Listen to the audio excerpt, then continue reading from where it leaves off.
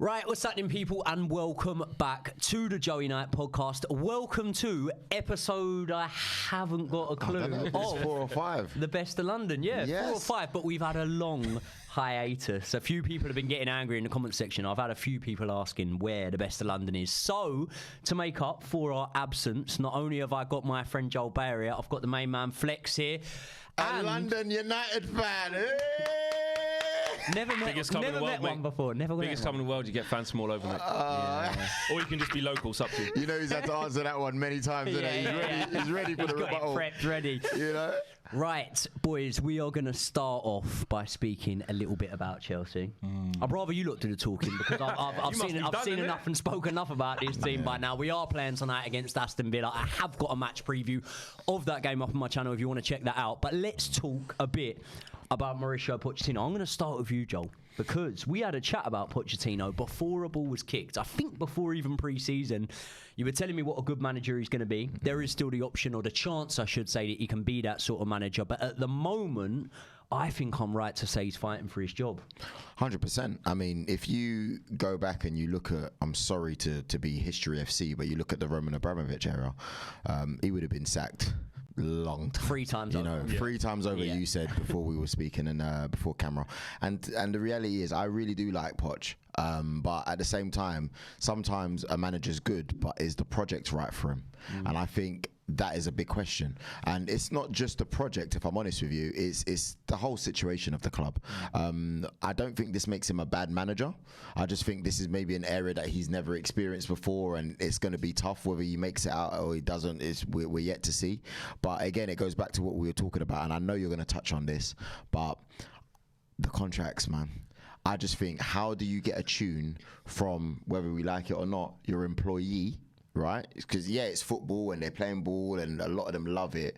But even if you shape it as if you're at work, if you're the boss and you say, I'm giving you an 8-year Best of London deal, regardless of what happens, right? Feet up. I'm here.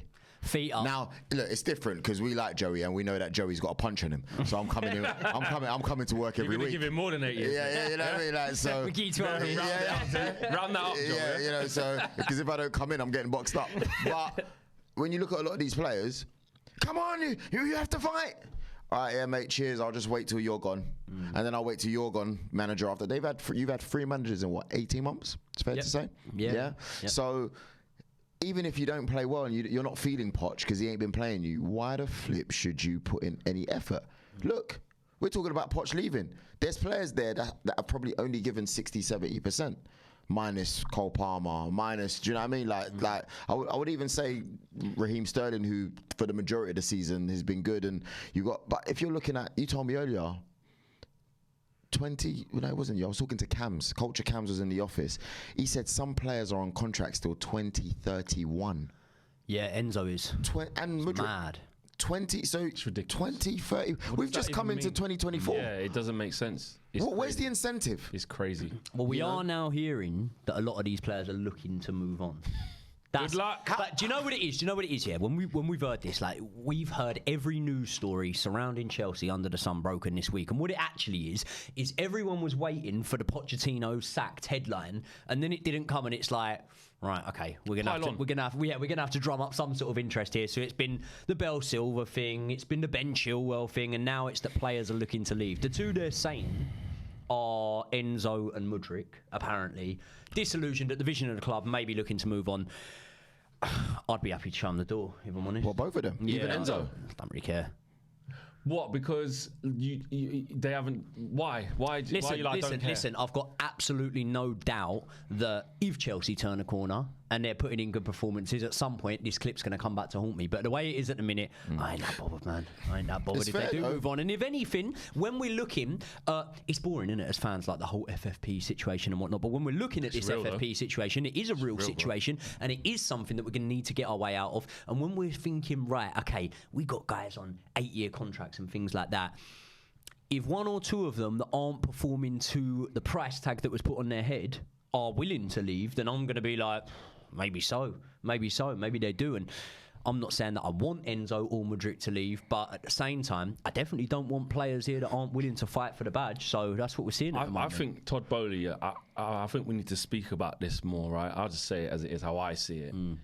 He has got blood on his hands.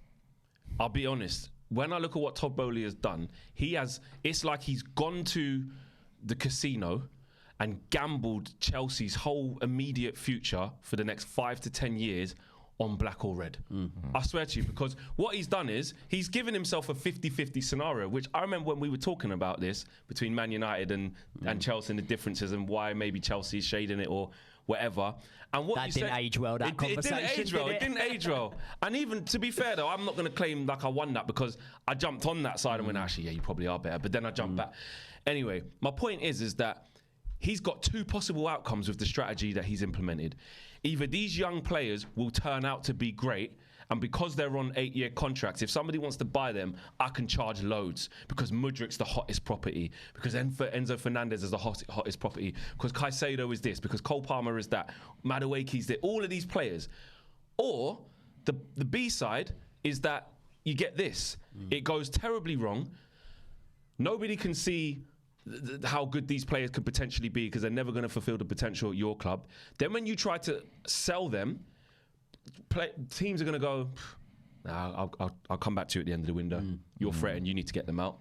So I want a lower price, mate. And you put my pants down, no chance. Exactly. So the negotiations are more difficult. And 4, you've maxed out your financial capacity within 2 windows. Crazy. So now the only thing left is to try and sell to buy. Now, you did that really well in terms of academy prospect with the PSR, the profit and sustainability rules that are now in the Premier League that they've streamlined. We've seen sanctions in the same season. Ask Everton. Ask Everton and Forest again. Oh my gosh. Real. It's real. So Chelsea are now genuinely in a position where he's been given his war kitty, and this is why Todd Boehly's got blood on his hand. He's been given the war kitty, and he's gambled it, and it's failed, bro. It's failed. But this is what I'm saying. I think he's definitely got blood on his hands, but it goes all the way back to, I think, even sacking Tuchel. Because I think if you look at that, because look, man, the thing is, Todd Boehly was supposed to come in and make sure that the vision, the future is sorted. Sometimes you got to stick by your manager, man. I know it's not always been the Chelsea way, but Tuchel had enough credit in his bank for him to have a stinker season, and then you start again. But it proves it weren't just him. Look what's happened to Potter. I'll tell you one thing, though, and it's not something I'd ever speak about on this channel. There's real underlying factors that a lot of Chelsea fans know with the Tuchel sacking, which doesn't make us agree with it. We'd rather he was managed better and whatever, but there was factors coming in from his personal life that, if people knew, would make it close. Well, we don't know that. So I'm just talking from what I can see from the outside. Yeah. Top manager. And the player, agreed. One of our best ever. A man that I love. But to be fair, like, it's very easy for me as a supporting, like, match-going fan to be, on the bandwagon of why did Tuchel ever get sacked? I've got to be fair at the same time, and I've got to say there were factors. Okay, well, I didn't. Okay, cool. I didn't know that. But look, it's not good. It's bad, Joey. It's real bad. No, it's disgraceful, bro. What's happened? Like, it is. At boardroom level, the way the club's been managed. That's what I mean. Like, the strategy that's been implemented, the problem and where you find yourself now. Don't forget, there was bringing back Frank Lampard for the second time. All of that. I know how much he's a club legend and you like him, but I'll be honest with you, I just thought you can't go backwards, man. If you're do you know what? At the time, that wasn't the worst. That was just to because actually, when you look at it, the job that Lampard did when he got us Champions League football was a commendable one. Yeah. He did that with young players on a transfer ban, and now all of a sudden he's coming in. Yeah, all right, then there's maybe not as many homegrown talents there, but he does have a lot of young players there. He was seen as someone that could work. No one thought that Lampard was going to come in and get us Champions League football, but I don't think anyone thought we'd have 2 wins in 10 games. Yeah, it was bad. Like, I mean, for me personally, I just thought that's not the way to go. But if you're looking at the future, for example, even this, should Poch go? I think he's a good manager, but I reckon it's just maybe the project doesn't suit what's there for him. Doesn't. I want to ask you, I hope I'm not jumping ahead here, let me know if I am. I think Rory Jennings has gone, I'll say viral, or there's a interview of him talking about Mourinho coming back in. I've said it many times. Mourinho, favourite manager ever. People are going to go, "What? How could you say that? Arsene Wenger's supposed to be charisma-wise." Come back. Wait, charisma-wise, I think he's just. There's nothing like him in world football. So maybe it's his character that I love more than anything. Yeah, but would you be open in bringing back Jose Mourinho? I'm always open to Jose. It's different because do you know what it is, right? If Jose Mourinho comes in now, do Chelsea have a better chance of winning that FA Cup, the League Cup final at Wembley? In a one-off game, 100%. In a one-off game, they've got a better chance. Jose will claim it as well as if he's been there from the beginning. Does Jose Mourinho grind out wins and elevate this team up the league? Yes. Does Jose Mourinho sort out our defensive frailties to an extent? Yeah. Yes. But we're looking at this, yeah. I class Pochettino, and I don't mean it in a derogatory way. I class him as a yes man, yeah? I don't think any of us class Jose Mourinho as a yes man. Wherever he goes, eventually you'll see that he ends up falling out. Can't work under this regime, man. So Pochettino, you lot should have kept him. That's where you lot went wrong as well. Mourinho's Man United. You lot should have kept him. And we laughed, didn't we, when he said about one of his greatest achievements in football being that second place finish for Man United. In hindsight, wow. You'd love a second place finish with a bit of defensive football right now. Is this United view or is this a Joe United podcast? Don't tell me what we need. Chelsea are in the... All right, let's let Ten Hag tell you what you need then, yeah? Right, yeah? This is not United view. I didn't come here for this. Don't tell me what we need. This is Joey's podcast. We've collared him and just... wait, this is your podcast. Yeah? Don't worry about what I need. Jose Mourinho back to Chelsea. You just said don't go backwards. If you ask me the question, would I take Mourinho over Pochettino right now? Yeah, backwards in failure. I said don't go backwards in failure. Do it. I would love... You see Jose, do you know what? You'd ruin yourself even more. You see Jose, what, in the short term? Yes, everything term, all terms. Do you know what it is? Short term. Do you know why? Because you might win. Do you know why? Joe? Because you might win the Carabao Cup. And think wicked, amazing. Keep him on. There is no longevity in having Jose back. You're better off, right? Which I don't know how you do it. Scrap this thing. Whatever this you're gonna have to undo all this now. You effed it. I don't know if you can swear on this channel. Right? You can swear. You fucked it, mate. Yeah? It's all gone wrong. You've gone casino, like I said. You've gambled everything you've got on red or black. You chose red, it was black. It's done. This thing can't be rebuilt. You got to strip this back. Gamble responsibly, guys. It's not one of those. Yeah. And don't back red. There's no blue on the roulette. You know what I mean? Right? But what I'm saying is if Jose came back here, correct, yeah, he's ingrained in Chelsea for what he's done. He started and I actually love Jose. It's a bit sad seeing him go out like that at Roma. Like, but the fans loved him, though. Yeah, absolutely. We need people like Jose in the game. Yeah. Jose's left Roma. He's doing adverts with the Predators on. What a man. Doing it like he's GOAT, yeah? GOAT level. But I'm saying, Joey, if he comes in, do you think, like you said, he's not a weak mentality. You think when Todd Boehly tries to tell him things and you're getting this player, we're buying this kid that no one knows, deal with this young... What do you think Jose is going to do? Do you know what he's going to do? He's going to tell him, you don't know football, man. He's going to say, I'm playing Thiago Silva every game. Don't tell me nothing. Yeah, facts. I'm playing Nicholas Jackson or whoever. This Mudryk kid ain't getting no appearances for me. Fair enough. Cole Palmer, He's just going to do Jose things and it's all going to crumble. But this is why it could work in the short term. Because if it's the short term... That means nothing. No, it means nothing. It means nothing. If I'm sat here thinking the next few years are not looking good for us at all, I'd rather have that little short-term trophy to be able to boast about. Okay, well, if it's just a quick, if you just want to do that to stem a bit of bleeding for just a few months and maybe get a Carabao Cup, then do it. I'm just saying, by the end of the season, I tell you now, if Jose came in by the end of this season, Carabao Cup or no Carabao Cup, it would disintegrate. Listen, I'm not saying that I want Pochettino sacked. My mind might change after tonight. I don't fancy us to get a win against Aston Villa. But at the end of the day... Is it home or away? It's away at Villa Park, Fortress. At the end of the day, we're over halfway into the season. We're not seeing a style of play. And do you know what? This is the most concerning thing. After the Liverpool game, and I get it, teams get pumped by Liverpool. Aston Villa got pumped by Liverpool this season at Anfield. But after the Liverpool game, I sat there and I thought... Do we look any better now than we did on the opening day of the season? Yeah, because you played well against them on the first day of the season, then. Yeah, you've gone backwards. Mate, In return fixtures that we've had so far this season, we ain't looked better. Bro, Wolves, we ain't looked better. Wolves beat you at their place, right? When Raheem Sterling should have passed it somewhat. What was that again? Yeah. And then in the return leg of that, mate, they got their first win in the history at bloody Stamford Bridge. It was mad, it was bad. Hakuna Matata, bro. It's mad. Hat trick. It's mad. Anyway, let's not talk about Chelsea for a little while. Let's do a couple of mid-season awards. I had a plan to do this a couple of weeks ago, but we weren't in. So we'll go over a couple of mid-season awards now, so I can just breathe a little bit until we probably come on to like Underachievers or something, and then it might come back up. Let's start off. Best signing. Anyone got anyone to throw in the hat there? Oh, best. I'm going to have to back my man, Declan Rice. For me, especially seeing him during key points in the season, he hasn't really gone missing. And I think that's key. I think it's very, very easy. You've got someone that's got a 100 million price tag.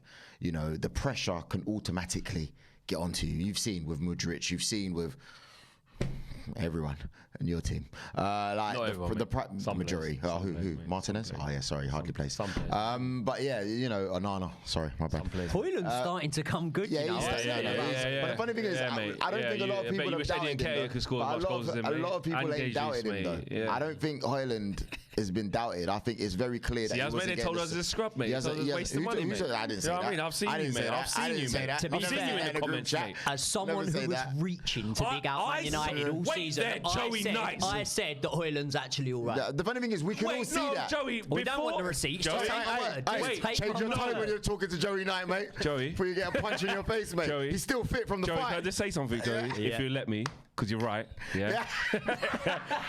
I've learned how to slip. I've learned lay back. Yeah. I know a bit. Yeah, I know a bit.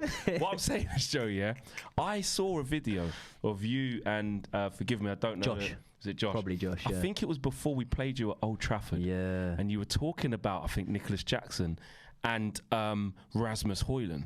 Now, at that point, yes, Rasmus was struggling to find a goal. Or if it wasn't before that game, I've seen you do this video and you're smiling because I think you remember what video it is. It's coming back. Had slander. And probably this is right now, Joey. I probably want you to cut this. I want you to edit this bit in as I'm saying this. Wow. Joey and Josh. They Yeah. had slander for Rasmus. Really? No.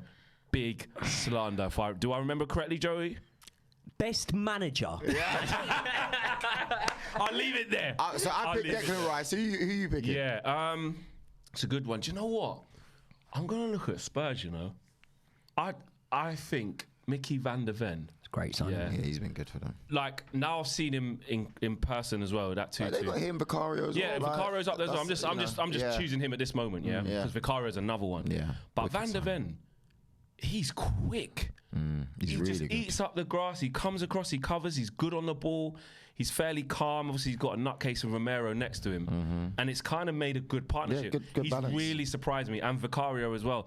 Bit lightweight now. He's calling for some mad free kicks. Needs to get on the weights. But but other than that's that, just he's Spurs in been really general. good. Do you know what? My pick Maddison. here, Maddison, Yeah. great one. Yeah, My pick yeah, here, that's a I good don't sign. disagree with either of you boys, you know, but I do think that when I look at this, I've got to think, right, okay, what signing You need has consistency, completely elevated a team up where they would have been without the man? I'm saying Ross Barkley. I thought you'd say Cole Palmer. No, do you know what? He's been brilliant, I've got man. a little award for Cole Palmer, but at the end of the day, we finished 11th or 12th last season. We're going to finish around there again. So as great as Cole I like Palmer's that, Joey, been, I like that. what I can say is this: without Ross Barkley, Luton Town are down. Correct. Without Ross Barkley, Luton Town are probably 20th in the table at the moment. And with Ross Barkley, who is pulling strings, by Mad. the way, What he's doing is I mad. give him such a good chance. You of know, you staying look up. and you go, you start asking questions. How old is he now? He's like 28, 29, Yeah. I think. He ain't even that. He ain't even that old, yeah. No, I think he is. No, Ain't he he's like not. 28, He's not 29? younger than that. Joey, come on. He's been around old. for time. Google. I think he's like 28, 29. The other day. Nah. Ross Barkley's like Nah. See? 30. You don't realise he's been First around of for all, time, yeah, I was gonna bro. say, he's Ross has 30, been but around he for was time. warming the bench for however many Yeah, years. but I was That's but I miles was off just the thinking. clock. I was thinking. Good one. I was thinking. Great one, Joey. Mate, get up his ass, mate. Yeah, get on, mate. Don't hit me. Yeah. But Until I lose a Misfits fight, and But then these two maybe- are going to be coming for me. Shut up. Joe, I wonder if you're on it. Double T. I can't do it 1v1, bro. So basically, I was saying, 1v1. Did anyone see the Mudryk thing? He was a fan messaged him. I mean, the fan was a helmet, by the way. But he's messaged him saying, "What the fuck's going on with you? Whatever." Mudryk's gone. You any good at football? Come play 1v1. 10 grand. 10 grand. You do realise though, if you beat him in that 1v1, you give him that 10 grand. It doesn't prove you're any good. It's still valid. I just thought his head's gone, and I just thought, but apparently it's an old message though. Apparently. That's what I've been told. Never let the truth get in the way of a good story. but also, at the same time, I think cost of living, mate. Yeah. You don't want to be gambling 10 grand. Do you know what I mean? I just thought you're very removed. He's read the room. Thing is, though, if he backs himself, he might get a better. Mate, I'm seeing the Prime Minister get in trouble for doing the bet with Piers Morgan. Yeah, did you see that one? Read the room, mate. Yeah. How much was that one? Was that I don't know a how much grand it or was. something like that? Yeah, it's a grand. Yeah, I just thought. Listen, mate, read the room, mate. Some change. People were struggling to put a heater on, and you would have. Nah, pissing away a grand, mate. Another grand. Crazy. Best player so far this season. Okay, you've had best signing, best player. I'm not going to be biased and pick an Arsenal player because I think other than Declan Rice, no one deserves that. Surely, out of the three of us, there's got to be. We can't all name three different players. Someone's got to agree on this one. Well, if Kevin De Bruyne didn't come back like a couple of weeks ago, it probably would have been him, but I can't pick him. He's going to go Rice again. Everything's Rice. No. Player this season. No, I think until he went African Nations, I would probably say Mo Salah for me. I've got Mo Salah down there. 14 because goals, 8 assists. For me, he's been, bro. This guy shows up every season. Even when you think he's not. Oh, you think he might tail off this season? Nah, bro. You see, when you talk about. I look at Bruno Fernandes, for example, yeah? And I think first couple years at OT, I thought, incredible. I still think he's the best signing post-Fergie era. Of course. But I do also think now he's declining. When you look at some of these players, I'm not saying it's all his fault or whatever, but I look at some of these players, your Mo Salahs, your Kevin De Bruyne. I know these are elite players, but I just think the levels, Thiago Silva, the levels are still high. And you got to commend Mo Salah. Probably his last season in the Premier League. That's why Salah's the man, though, from what you just said there. Because you look, he was a player that was not reliant, but, a big part of his game was 100%. The pace, running at defenders and whatever. He's just aged like a fine wine. And if he doesn't make it into that Premier League Hall of Fame, the whole thing's a shambles. He's already in the top 10 now, all-time goal scorers. He's going to be about 8. Brilliant. He's already this season. He's already, for me, like new era, new age players. If you're going to pick players, for me, he's already the best. Like, obviously, for me, Steven Gerrard's like a personal favourite, but if you look at what Mo Salah's done, he's eclipsed all of them. Michael Owen, all these players. And I say Michael Owen was a short period of time, but he had massive impact. Obviously, Torres, like the level Suarez. Even though I think Suarez is better overall, I don't like his whole career and what he's done at Barca. But I think Liverpool, you can't chat to Mo Salah. No, don't matter who you are. No, you can't. He's done unbelievably. What he's done in this league, and the level of which he's done it, and the consistency of what he's done it. Has he ever had a red card? I was actually looking at this earlier. I don't think he's ever had a red card. He went 2 seasons without a yellow. That's mad. All he does is score, bro. Yeah. He scores so much, you'd think he'd even get a yellow for over celebrating, and they don't even. Do you know what? I think if you ask Salah as well, he would probably credit one of the most instrumental parts of the development in his game as that sort of 2 seasons he spent at Chelsea, just going under the radar, getting a little goal in the 6-1 win over Arsenal, and just doing his thing. There are some honorary mentions though. I'm gonna say some ones that ain't the answer, but some players that I want to talk about. I just didn't have the guts to say. Yeah, just leave it. Mate. Just leave it. It's not worth it. Mate. It's not worth it. Just let it go over the top, mate. I think Anthony Gordon's been really good this year. He's been good. And you know what? That's a shout. This is a player, right? That I'll be deadly honest. When I saw that you lot were in for him from the Everton, and I was like, "This kid think he is, mate. You've been in a relegation battle, mate. You've done all right, scored a couple goals. Stay at Everton and hone your craft, mate. Yeah, don't stop getting too big for your boots." Then when Newcastle came, paid the big P's, I went, "What? The game's gone. What's going on? This kid's not worth 50 million." Especially when you look at him and you go, it was equal between him and Harvey Barnes before, innit? Yeah. And then it weren't far off, was it? Like, it was very like. I know, but Harvey Barnes did get a big injury, to be fair to him. Yeah. But put him out. But you're right. But with what he's done for Newcastle, and they've had like injury-ridden squad, he's had to play up front, he's had to play off the left. He is at it. He's had a really, really good season. Who out of Anthony Gordon and Cole Palmer has staked a better claim this season of being on that plane to Germany? That's such a good question. Do you know why? Do you know why it's difficult, right?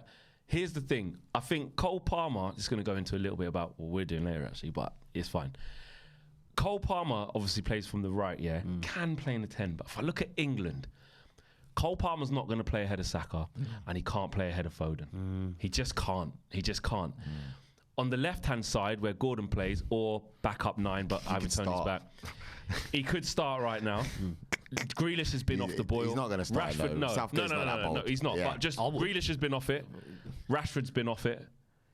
Sancho's nowhere near. I know. Like, I'd have to disagree with one thing because I know natural ability and just great off of the other night, but I'm not saying he should, but I'm not saying it's like ruled out that Cole Palmer couldn't start ahead of Foden. But what I would say is, in terms of that England setup, we never see Southgate take the handbrake off and do this. But mate, if that front three was Kane, Saka, and Anthony Gordon, I think Anthony Gordon could have a little Rooney Euro 2000. Yeah, like forget the name brand thing. Don't just do it off the form and how electric the guy can be. If you do that, then there'll be a lot of stuff different. You'll probably have Raheem Sterling on that plane as well. Yeah. If you. Yeah. We're going to cut a couple of these topics out to try and make time, but underachievers. We're all thinking the same name. It's the whole Chelsea team, isn't it? Really? No, underachievers. Say we go with a team. I think on pre-season expectation, it can only really be like Burnley, maybe. It's hard because we've just slated the whole Chelsea situation. But it is. It is Chelsea. But let's actually explore that. It's Chelsea. Chelsea win the prize. Yeah. Burnley have not been anywhere near what I thought they were going to be this season. Everyone I thought they were going to be a Swansea. Yeah. I actually backed Luton to stay up. But Did you? Yeah. But it gets worse. I backed Luton to stay up. Do you know where I backed Burnley to finish? Like mid-table or something crazy. You're mad, Joey. Do you know I was all romanced up by like their championship form. I thought, remember when Swansea come up and were playing some beautiful football? I thought, that's going to be Burnley. Do you know why I didn't believe it? I was listening once. I remember we did some pre-season predictions. You backed them to go down. Do you know why? Because I heard Craig Bellamy on a podcast last season, and he said it's a great position that they're in. But he was just like, for someone who was so happy they were top, he was so honest. He goes, I think we need another season in the championship. Went up too quick, got too good too quick. That's what as soon as he said that, I thought, if your own coach That's is mad, saying that one, I just thought, like he knows something that we don't know. Yeah. And then literally, it's what we've seen, isn't it? Yeah, Burnley, I mean, it's weird because the ones that are down there, like Everton, but they've been in a relegation battle the last 2 seasons. Now they're still in one, so it's just the same. Yeah. If you look at who else was Everton Palace. ain't been that bad. 9 wins in comparison to the team above them. And they have actually they've had 10 points taken off as well. Yeah. And they've got another 10 coming. There's a meeting. There's like an emergency meeting about the FFP stuff. They're gonna have to relax it, man. They're gonna have to do it. But that's a whole nother topic for another day. Let's go with last couple. Unsung hero of the season. One, it could be a manager, it could be a player, it could be a team, but Gary O'Neill. I love it. I think he's the correct answer. Wait, I just remembered. We haven't mentioned Son in any other topic. Yeah, he's been holding, because he's at Asia Cup now, we kind of forgot, but he's been doing bits. 100%. Out of sight, out of mind. Even Richarlison's doing bits, mate. Well, he might come in here, but Gary O'Neill. And I disagreed with it from the jump. Everyone had Wolves as favourites to go down. I said they were going. It was looking bad. I never agreed. I said, but why? Like, I said, they got good players. Do you know what? There's 3 teams worse than them for starters. Luton, Burnley and Sheffield United. Even Wolves in their current form at the beginning of the season, before they'd even kicked a ball, and they got big FFP problems, can't buy anyone. Like, proper. And I'm like, nah. And Gary O'Neill, we started off, because Areola started off really poorly at Birmingham, at Bournemouth. Yeah. So you're like looking at it going, Gary O'Neill's laughing all the way to the bank here, mate. But what he's done with that Wolves side, like, do you know what I mean, is fantastic. On a shoestring. Gary O'Neill. You'd agree with that? I agree. I will go, finally. No, Emery's got to be up there as well. Let's go with most improved player of the season. I'll lay my cards on the table. I think it's going to have to be... Look, I'd like to say Conor Gallagher. I'd like to say maybe Solanke. But I think that both of those guys, although they didn't hit anywhere near the heights they had this season, we knew they were both like definitely top flight level players, regardless of what team it's at. But Richarlison, I was looking at Richarlison and I was thinking, mate, 50 million, what a waste of money. You're doing kick-ups against Nottingham Forest. It's nowhere near deserved. You just ain't it. And actually, what's it, 9 goals in 8 matches or something? If he can keep even half of the form that he's been showing, Richarlison's going to end up living up to that price tag at some point. So, yeah. I like that. I think Unai Emery, if I'm honest. Like... What for most improved player? Is that what was most improved player? Isn't it? Yeah, but he can have him. He can. Was it, but you just put a manager. Oh, there's no rules on this channel, mate. Most improved. That was most. No, what was the one just before this? Oh, we was going whatever Gary O'Neill won. Unsung hero. Unsung hero. Yeah, but this is most improved player. Okay, most improved. Unsung though. You could have Unai Emery as hero. You can't really have him as unsung because he's flavour of the month. I'll tell you what. Yeah, I'm gonna be biased on this one. I'm gonna go for Gabriel, man. I hate him, I have to be honest though, because I personally, I haven't really been his biggest fan. Put it that way. I think. Yeah, because you lot all flipping say Saliba's the best homecoming, bro. Really, Gabriel's been the best centre-back. He is. He's like Gabriel's been better than Saliba this year. I think this season, yeah. Overall, all this hype for Saliba, this, that, and the other. Gabriel's walking him through the games, mate. He's walking him through the games. But he's been a better. We know who's the better player. We know that it's Saliba. Of course we do. Wow. That's not a quick. Why? Are you mad? Why? Are you alright? Why? Bro, don't bring that Man United agenda just because you're what does Saliba do that Gabriel can't do then? I think Saliba does everything. He's composed on the ball. Quicker. He's composed, quicker, better tackler. He's not better in the air than Gabriel. Are you alright, bruv? What? Because he dives around and does last minute challenges. Not the wrong guy, mate. Bro, nah. Not the wrong guy. Bro, I'm telling you. And with Gabriel, I think Gabriel's quality, but he is the Gary Cahill to John Terry. And the difference is, there's a mistake in Gabriel as well. That's just brewing. He's got rid of that. No. He never get rid of it. Have you seen Saliba's the one with the mistakes, mate? When we worked up Liverpool, Saliba's the one with the mistakes, when we worked up Liverpool, even Liverpool's goal, if you look at it, feet getting tangled up a little bit, he's still got that within him. Did you see our knee bonks off flipping? Did you see him against Saliba, mate? Listen. Did you see him? Who? Did you see that? Who? When Forrest scored. Oh, yeah. Did you see him get out jumped? Who was that against Newcastle? Did you see him? What I'm saying, Flex, what I'm saying is I'm giving him most improved for a reason. Yeah, because if you compare him to last season or whatnot, I just thought as soon as Saliba was out, we ain't winning this league no more. It's the truth. Yeah, but you ain't seen him without Saliba. That's the thing this season. So I don't know if he's actually any better or whether he's just had Saliba. No, he is, because last season, you could see the mistakes were there, but because Saliba was the flavour of the month and Arsenal were doing well, it was all masked up a little bit. But this year, he's eradicated a lot of those mistakes, and I have to give him props. I'm going to say Joe Gomez.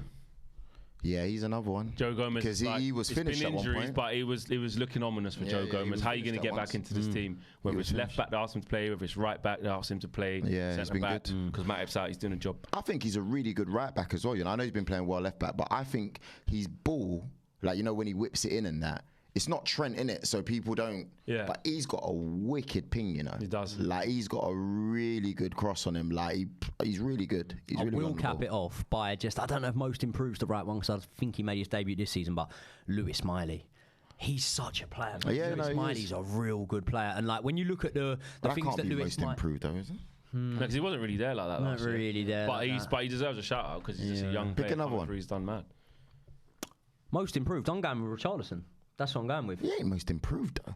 Richarlison had that within him. It's just he was going through a bit of a madness. I don't know if he did have that Antonio within him. and flipping Wilson were laughing at him on a podcast, bro, because he took his shirt off more times than he had goals, bro. Nah, but I still. And now he's shit hot right now. From where he's come from. But honestly, I think. You don't think he's got better this season? I think he's a good player in general. Yeah, but he hasn't been showing it. And the Richarlison that I've seen for Brazil, for me, shows me that he's a good player. So I can't. Richarlison, we're talking about most improved for where you were last year to where you are now. I think Everton were just dead in general. So and to be honest, do you know what? Harry Maguire would have had a little. No, he was at Spurs even last season. But he started dead. Couldn't hit a barn door. So you didn't even know where he was. That's what I'm saying, bro. 60 million. 60 million last year. I don't think he's that bad of a player. Is what I'm saying. Yeah, but we'll just say most improved. He's improved his performances big time. Take it. I'd say so. Right, people, thank you very much for joining us. Thank you to my guests, Flex and Joel Beya, and we'll see you on the next one.